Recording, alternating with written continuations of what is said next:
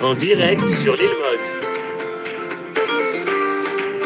Shalom à toutes et à tous, on est très content de se retrouver avec le Rav Yehuda Ben Ishai de la communauté Emouna Shlema. Bezrat Hashem, dans ces derniers mois, on construit le Mishkan dans la paracha, mais également le Mishkan à Emouna, puisqu'on espère finir la construction dans les mois qui viennent.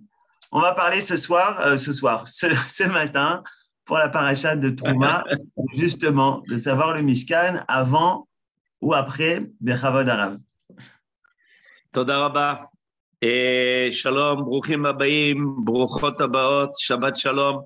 On peut dire encore Chodesh Tov, puisqu'on vient de passer le Rosh Chodesh Adar Aleph.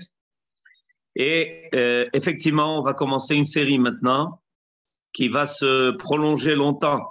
Une série de plusieurs parachiotes, 5 parachiotes en tout, qui vont parler du Mishkan, du tabernacle, du sanctuaire qui a été construit dans le désert et qui va accompagner la génération du désert jusqu'à l'entrée en Eretz Israël. Et ensuite, finalement, ça va se réaliser en Eretz Israël par le Bet Hamikdash, par le temple lui-même. On peut dire que le Mishkan est un prémisse du Bet Hamikdash. Alors, les parachiotes sont les parachiotes de Trouma, de Tetzavé, de Kitissa, de Vayakel et de Pekoudé. Et ce Shabbat, on commence la première paracha, la paracha qui est la paracha de Trouma, où on va commencer à parler du Mishkan. Et là va être annoncé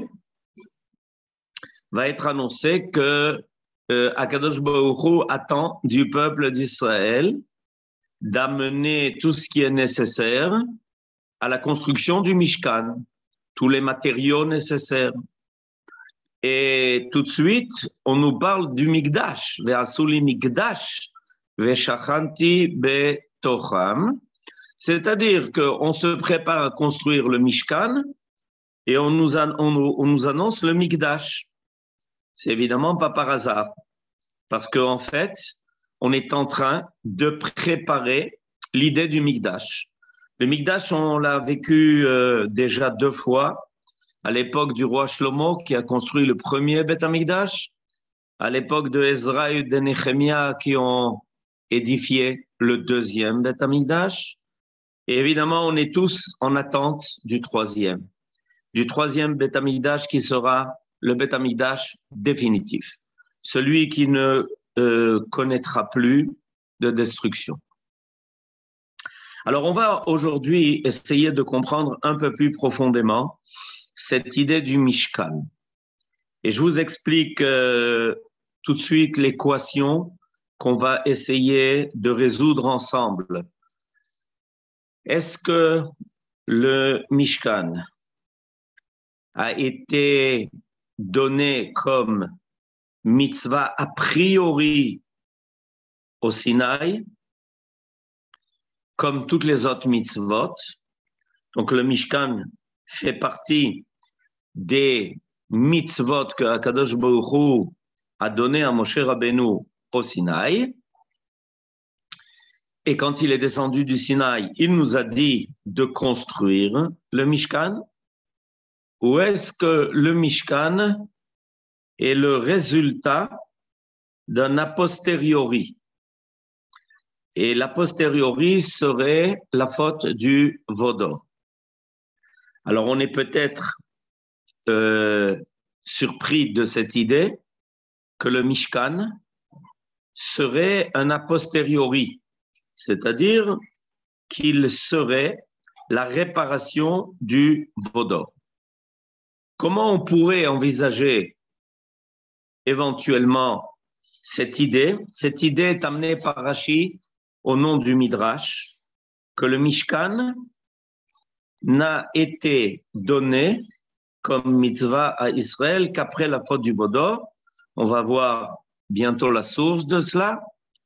C'est que, en fait, tout se passe comme si, ayant constaté que le peuple d'Israël avait besoin de se rattacher à quelque chose de concret, ce qui l'a amené à cette erreur grave qu'a été le veau d'or.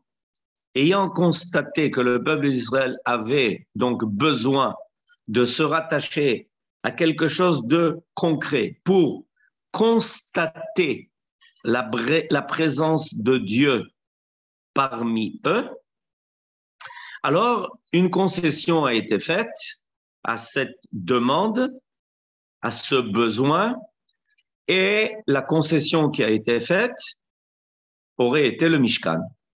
Le Mishkan serait donc quelque chose de concret, tel que d'ailleurs on voit, il s'agit d'or, il s'agit d'argent, il s'agit de tous les matériaux, il s'agit de bois de cèdre, et une fois tout construit et mis en place, les enfants d'Israël pourront venir constater la présence divine qui était au départ lors de la révélation de Dieu au Sinaï, et entre-temps, malheureusement, il y a eu un désarroi, il y a eu une erreur de parcours, et les enfants d'Israël se sont rattachés à quelque chose de matériel tel que le veau d'or, d'accord?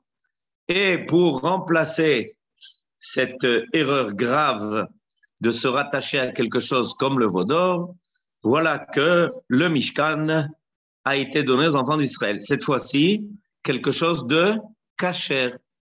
Le veau d'or étant une démarche de s'attacher à quelque chose de matériel, mais sans ordre divin, évidemment très grave, pratiquement idolâtrie, et on récupère cela en donnant aux enfants d'Israël quelque chose de concret, mais de kasher. Quelle est donc la chose concrète et kasher qui est donnée aux enfants d'Israël? Le Mishkan, dans lequel seront placées les deux tables reçues par Moshe Rabbeinu au Sinaï, mais pas la première fois, la deuxième, lorsqu'il va redescendre le jour de Yom Kippour, après qu'ait été pardonnée la faute du veau d'or. Moshe Rabbeinu descend du Sinaï pour la troisième fois, et cette fois-ci, il porte dans ses bras les deux tables appelées Luchot Abrit, et elles vont être placées et déposées dans le Mishkan, qui viendra donc proposer une rencontre avec la présence divine, mais cette fois-ci de façon cachère. Voilà l'idée qui est avancée par le Midrash et que Rashi amène. Nous allons lire ce Rashi. Le Rashi dont il est question est en fait dans la paracha de Ki Tisa. Donc pas la paracha de cette semaine, la paracha qui sera dans 3 semaines et qui parle de la faute juste avant la faute du veau d'or. Alors voilà, merci. On voit le verset qui est mis sous nos yeux, d'accord? Oui, les tables brisées ont été aussi déposées dans le Mishkan. Alors je lis le verset. On est au chapitre Lamed Aleph de Shemot, au verset Yutret. Vayiten el Moshe, kechaloto ledaber ito be'ar Sinai, shne luchot ha'edut, luchot even, ketuvim be'etzba Elohim. Dieu a donné à Moshe, quand il a fini de parler avec lui au Sinaï, les deux tables donc du témoignage, et qui étaient de pierre, et qui étaient écrites de la main même de Dieu. Il s'agit des premières tables de la loi. On est ici aux premières tables de la loi. Et tout de suite après, le chapitre d'après, Lamed Bet, qui va suivre ce verset, on va nous faire le récit de la fête du veau d'or, d'accord? Et quand on va nous faire le récit de la veau d'or, selon l'ordre qui est donné ici, donc Moshe Rabbeinu est descendu avec deux choses. Premièrement, l'ordre de construire le Mishkan, puisque ce sont les parachutes qui sont déjà passés, c'est-à-dire les parachutes de Trouma, de Tetzavé et le début de la paracha de Kitissa, d'accord? Et après ce verset qui nous résume tout cela, que vous avez sous les yeux, on va nous faire récit dans la Torah de la fête du veau d'or. Donc, d'après cet ordre-là, l'ordre de construire le Mishkan, quand Moshe Rabbeinu est descendu du Sinaï au bout de 40 jours pour la première fois, il a amené avec lui deux choses, l'ordre de construire le Mishkan et les tables à placer dans le Mishkan. D'accord? Et Rashi, sur ce verset, fait une révolution. Quelle est la révolution que nous fait Rashi? Alors, on va lire ensemble ce Rashi. Vaïten el Moshe. En mukdam umeuchar batora. Maase haegel kodem letzivui melechet hamishkan yamim rabim. ימים רבים היה, שהרי בי"ז בתמוז נשתברו הלוחות, וביום הכיפורים נתרצה הקדוש ברוך הוא לישראל, ולמחרת התחילו בנדבת המשכן והוקם באחד בניסן. Lisons ce Rashi très important.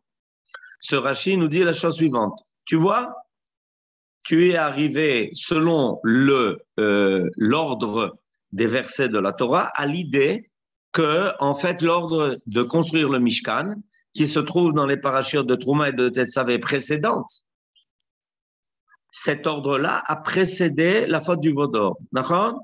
Et nous dit Rashi, eh ben non. Non, non. En mugdam ou meuchar batorah. Les choses ne sont pas forcément notées dans la Torah selon un ordre chronologique. Maase haegel kodem letzivui melechet hamishkan yamim rabim haya.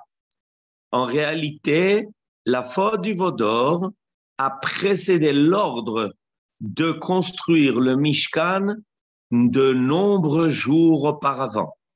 Et comment Rashi va prouver cela? Par des dates.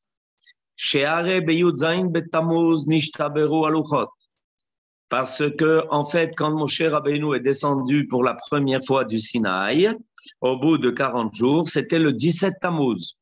Et le 17 Tammuz, ces tables ont été brisées.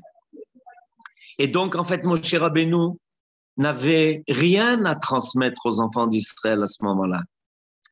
Et il ne leur a pas donné l'ordre de construire le Mishkan. Ce n'est arrivé que 2 fois 40 jours après. Et quand Moshe Rabbeinu est descendu pour la 3e fois, c'était à Yom Kippour, Nitratza Akadosh Baruch Hu, Akadosh Baruch Hu a pardonné à Israël, et une fois qu'Akadosh Baruch Hu a pardonné à Israël, et donc il a remis de nouvelles tables à Moshe, le lendemain de Yom Kippour, Moshe Rabbeinu a dit aux enfants d'Israël, vous voyez, on a des tables, on a reçu les tables de la loi et on doit les placer quelque part. On doit les mettre dans la maison qui leur revient. La maison qui leur revient, c'est le Mishkan. Et donc, il leur a donné l'ordre de construire le Mishkan après. Et ça a pris du temps. L'ordre de construire le Mishkan n'a commencé qu'après Yom Kippour. Et ça a duré longtemps. Et finalement, le Mishkan n'a été inauguré que le 1er Nissan.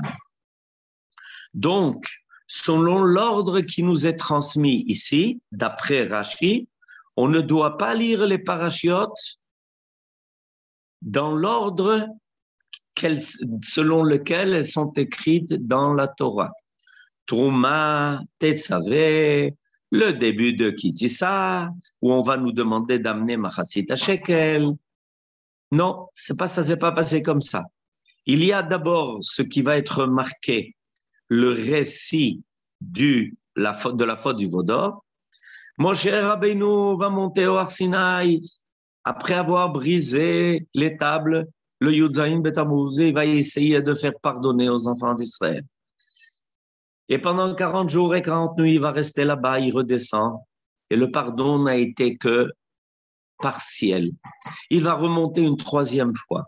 Au début du mois de Elul, et 40 jours après, à Yom Kippour, il va redescendre avec les nouvelles tables.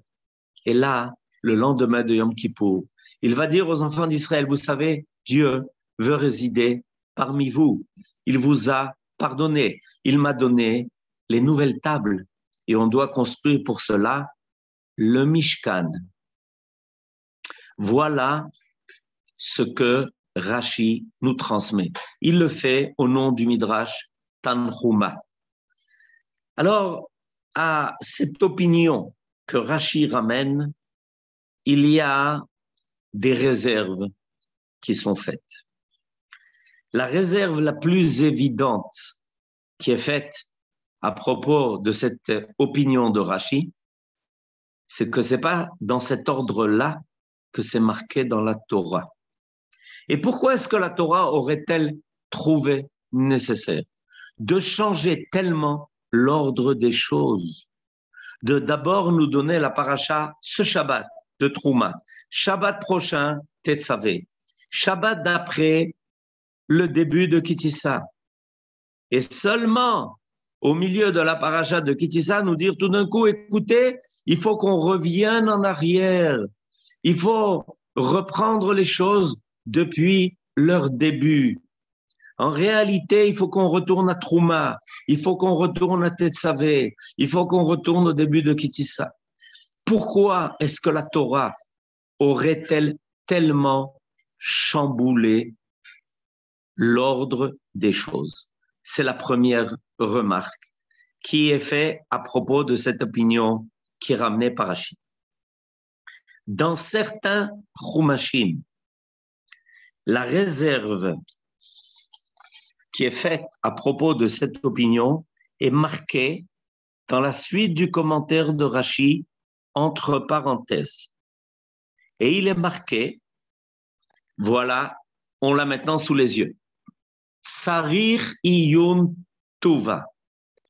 Il faut bien essayer de réfléchir à cette idée que Rashi nous amène, que les choses n'ont pas été marquées dans l'ordre. Dilma, peut-être qu'en réalité, à Kol Kaseder, tout ce qui a été marqué dans la Torah, dans ces parachutes-là, a été donné selon le bon ordre.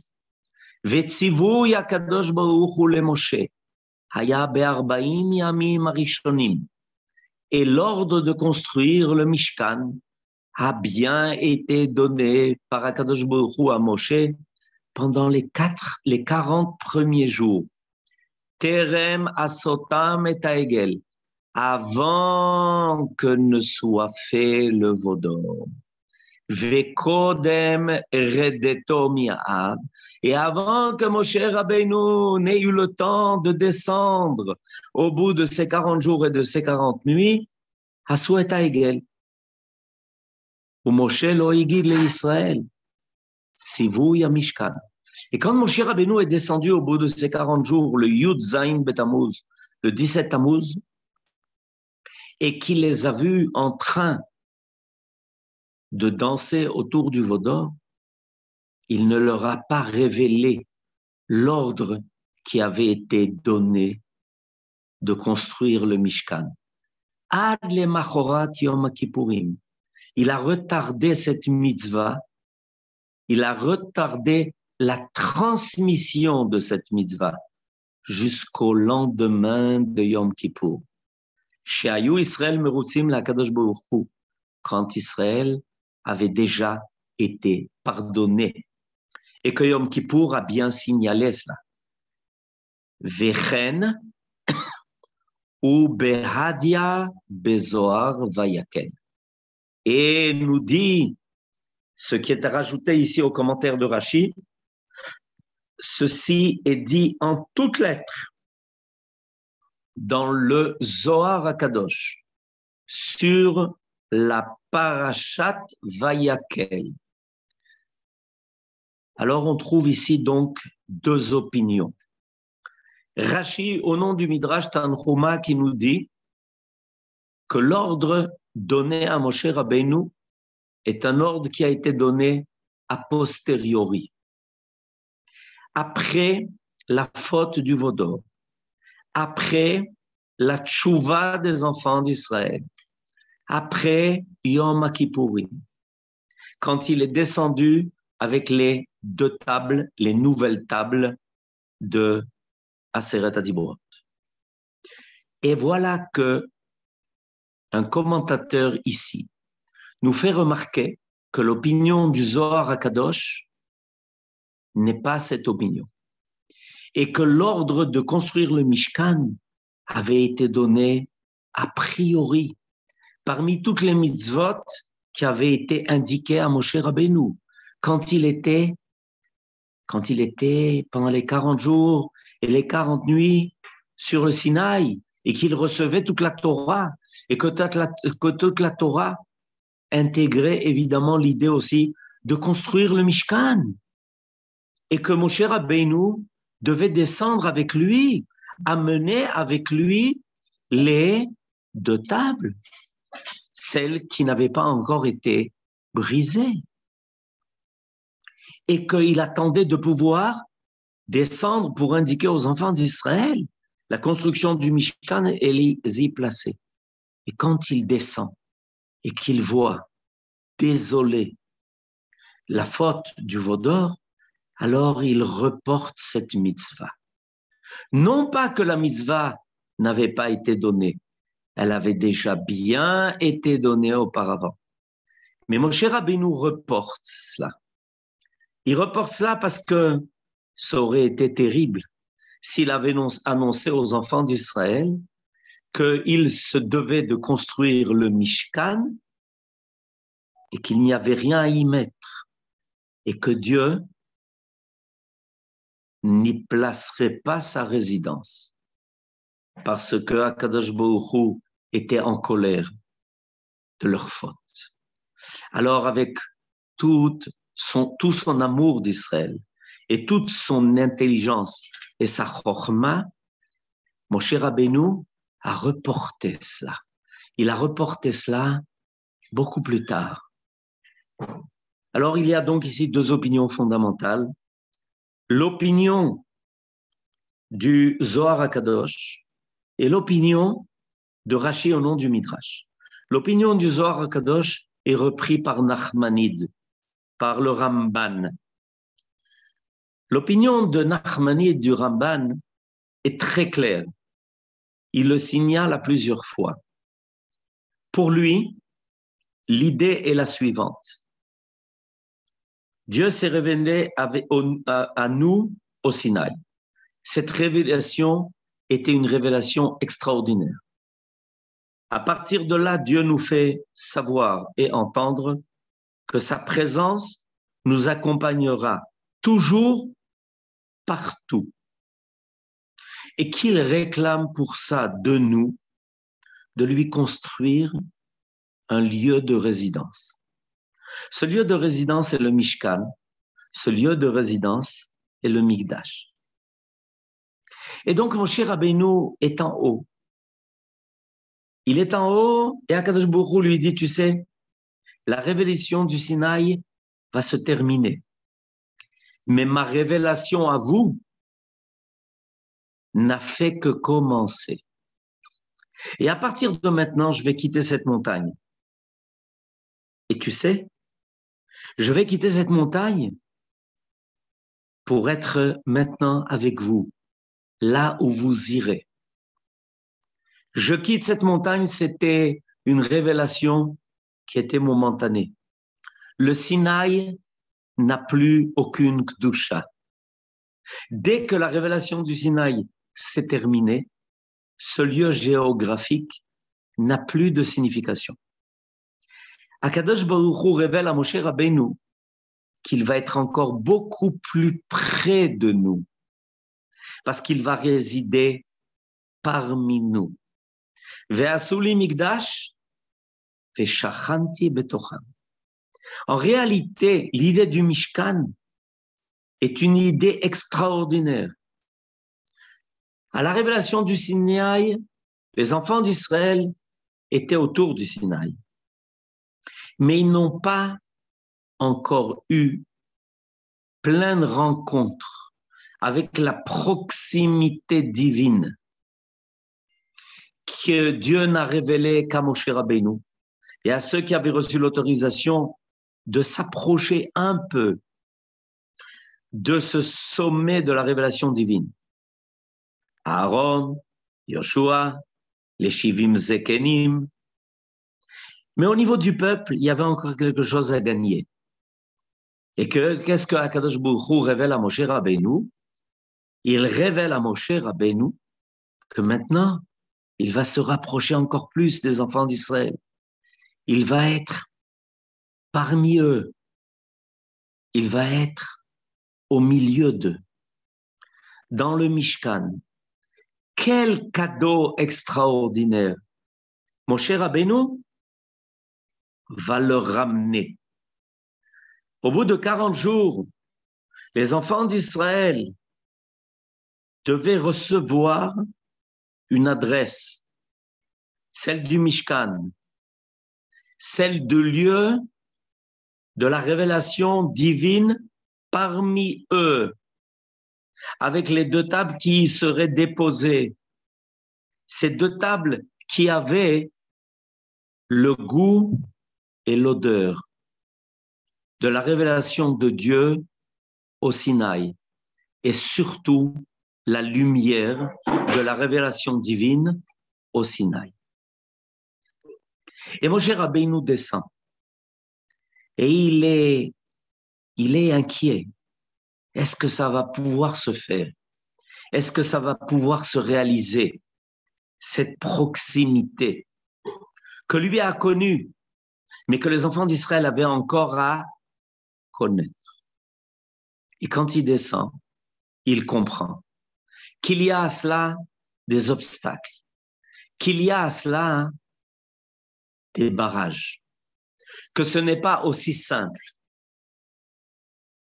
et que la réalité divine a encore beaucoup de patience à exprimer envers la réalité humaine, qui est tellement compliquée, qui a tout de suite cherché quelque chose de concret et ne l'ayant pas tout de suite trouvé, a accepté de s'attacher à quelque chose d'aussi matériel que le veau d'or.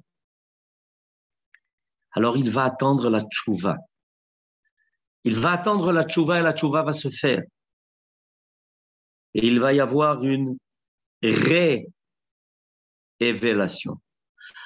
Il va y avoir un renouvellement de révélation divine. Cette fois-ci, après la tchouva. Alors là, Moshe Rabbeinu va redescendre avec les 2 autres tables. Et il va leur donner cette mitzvah qui lui avait déjà été donnée auparavant.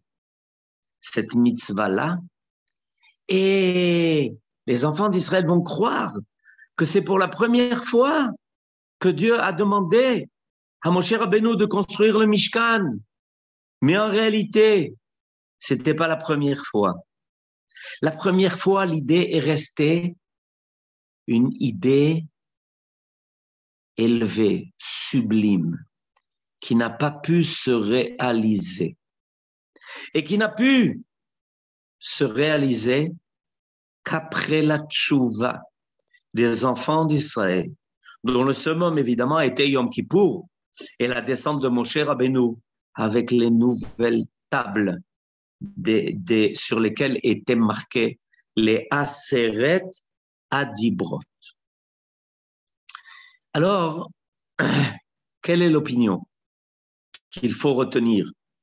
Est-ce que l'on doit retenir l'opinion que la mitzvah de construire le Mishkan a été une mitzvah qui a été donnée a priori à Moshe Rabbeinu, comme l'entend le Zohar HaKadosh, comme la reprend Nachmanide le Ramban, qui va sur les traces du Zohar HaKadosh?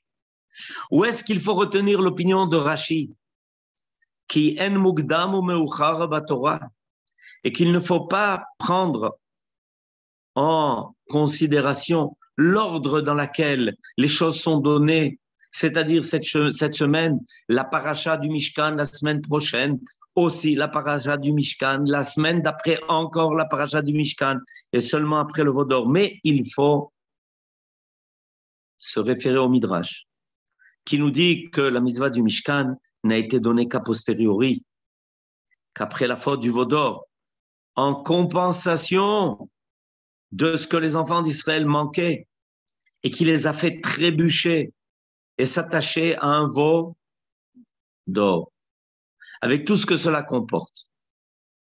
Alors, je voudrais vous donner l'avis d'un très grand des commentateurs de la Chassidoute, le Rabbi Misochochov, qui a écrit un livre commentaire sur la Torah qui s'appelle Shem Mishmuel, Rabbi Shmuel Misochochov. Et il nous dit la chose suivante: en réalité, les deux opinions sont vraies. En réalité, il est clair que la mitzvah de construire le Mishkan est une mitzvah qui a été donnée a priori à Moshe Rabbeinu. Une mitzvah qui fait partie des mitzvot de la Torah. Comment ne pas envisager l'idée que Dieu veut résider parmi nous, qu'il veut être tellement proche de son peuple et que son peuple veut être proche de lui? Comment ne pas envisager que c'est le but même du projet divin? Ve'asuli mikdash ve'shachanti betocham. Comment penser autrement? Comment penser que l'idée du Mishkan ne serait qu'une réparation d'une faute? Comment ne pas penser que l'idée du Mishkan est une idée a priori, peut-être l'idée la plus élevée, que Dieu continue son apparition des cieux sur le Sinaï et du Sinaï, finalement, parmi nous, dans notre camp, dans notre peuple, au temple. Donc, on doit évidemment retenir l'idée du Zohar HaKadosh. On doit évidemment retenir l'idée du Ramban. Mais là où Rashi a raison, c'est que cette idée est tellement élevée qu'elle ne peut pas se réaliser facilement. Et qu'il y a un a posteriori dans la possibilité de la réaliser. Et ça doit passer par le principe de la tchouva. C'est-à-dire constater à quoi a mené l'échec dans la réalisation d'un idéal tellement élevé. Et une fois que le peuple d'Israël a constaté cet échec et qu'il a compris combien grave avait été son erreur et combien il risquait de rater ce pourquoi il a été créé, ce pourquoi il a été choisi. Am segula mikola amim. Une fois qu'il a compris ça et il a réalisé cela, il n'a pas arrêté de faire tous les efforts nécessaires, guidé par notre maître Moshe Rabbeinu, pour essayer de récupérer sa faute, pour essayer d'implorer le Créateur et de lui demander de ne pas les quitter et au contraire de réaliser son projet. Et c'est pour ça que finalement, dans les faits, le Mishkan concret ne va se réaliser qu'après qu'après ce jour du pardon qui s'appelle Yom Kippour. Et à ce moment-là, l'idéal qui depuis longtemps avait été exprimé, le désir de Dieu d'être parmi nous, et qui est déjà exprimé dans Shir HaShirim, qu'on voit le bien-aimé qui essaye à tout prix de venir à la maison de sa bien-aimée. Et à chaque fois, la bien-aimée est en retard. Elle traîne pour ouvrir la porte à son bien-aimé. Et le bien-aimé continue son chemin. Et la bien-aimée l'appelle de toutes ses forces en lui disant « Dodi, Chamak Avar, Khalaf, Alachlo, il est passé, où il est ?» Alors finalement, ça va se réaliser après la tchouva d'Israël. Et on peut comme ça réunir donc les deux opinions qui se complètent tellement bien et de façon tellement extraordinaire. Et on comprend que finalement, ça nous explique aussi beaucoup de choses dans notre histoire. On a le premier temple, un idéal presque total qui apparaît dans le cadre du Mikdash du roi Shlomo, qui est tellement sûr de son idéal qu'il va se permettre de s'ouvrir à toutes les nations pour avoir une influence sur eux et les amener déjà à reconnaître Dieu, le Dieu unique. Mais c'est trop tôt, le monde n'est pas prêt. Et évidemment, ça va causer une grave chute. Cette grave chute, elle va se manifester par le fait que le peuple d'Israël, en s'ouvrant au monde, ne va pas se contenter d'influencer, mais surtout aussi, malheureusement, d'être influencé par la civilisation tellement matérielle et tellement basse des nations. Et le premier temple va être détruit. Et les enfants d'Israël vont faire tchouva. Et ils vont vouloir revenir chez eux. Et le deuxième temple est une tchouva d'Israël, mais elle n'est pas complète. Elle n'est pas totale.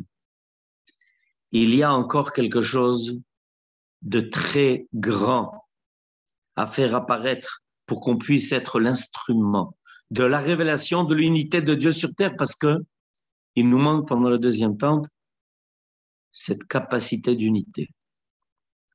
Et le troisième temple sera le temple de la tchouva. De la tchouva que nous avons à faire à propos des erreurs du premier temple, à propos de la tchouva du deuxième temple. Et notre tchouva sera tellement définitive que finalement, le troisième temple sera reconstruit. Et cette fois-ci, on verra pour toujours la présence de Dieu parmi nous, la présence de Dieu dans sa maison, qui est aussi la nôtre. Be'ezrat Hashem, bimera b'yameinu, Amen, Shabbat Shalom et Chodesh Tov. Toda Rabba Rabben Ishai, un cours magnifique. On arrive à réunir les deux déos de Rashi, de Ramban, à Marloket Penu. Vous avez réussi à faire le Shalom, à nous donner la réunion de ces deux opinions. Merci beaucoup Rabben Ishai. Shabbat Shalom à tous. Vous pouvez ouvrir les micros. On finit par la chanson qui s'appelle tout simplement Mishkan de Benny Lando. Shabbat Shalom les Koulam. Shabbat Shalom les Koulam. Chodesh Tov. Chodesh Tov, Chodesh Tov. Chodesh Tov, Shabbat Shalom. Shabbat Shalom.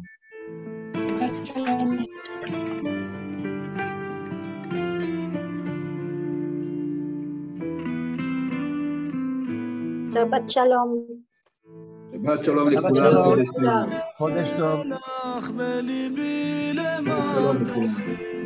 Shabbat Shalom לכולם.